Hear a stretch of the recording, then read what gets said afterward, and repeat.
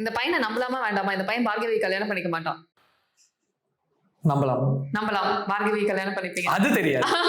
அது தெரியாது. ஆனா நம்பலாம். நம்பலாம். ஓகே. இனிமேல் வந்து தர்ஷன் வந்து ஒரே இதுவாதான் இருப்பான். அவனுக்கு தெரிஞ்சிருச்சு. இதுக்கப்புறமும் ஒருத்தன் வந்து மாறல அப்படின்னா அதுக்கு தப்பாயிடும்.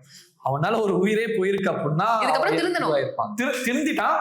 இதுக்கப்புறம் அவனோட ஆக்ட் தான். ஆனா நாங்க ரீசெண்டா இப்போ ஒரு ப்ரோமோ பார்த்தோம். அதாவது இவங்க வந்து பிரைடல் லுக்ல வந்துட்டு இருக்காங்க. கமெண்ட்ஸ்ல எல்லாம் பார்த்தா எங்களால இதை ஏத்துக்கவே முடியல, இந்த கல்யாணம் நடக்க கூடாது அப்படின்ற மாதிரி ஆடியன்ஸ் எல்லாம் ஃபீல் பண்ணிட்டு இருக்காங்க. கல்யாணம் ஆயிடுச்சா உங்களுக்கு? கல்யாணம் சொல்ல முடியாதே.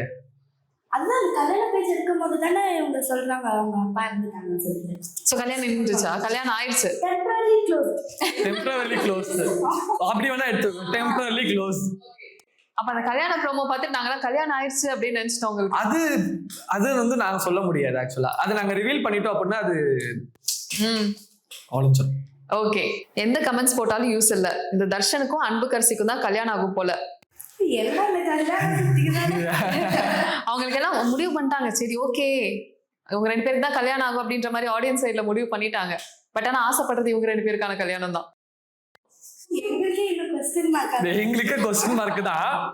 ஆனா இதுக்கப்புறம் நடக்குது. அது எப்படி நடக்கும்ன்றத நான் சொல்ல முடியாது.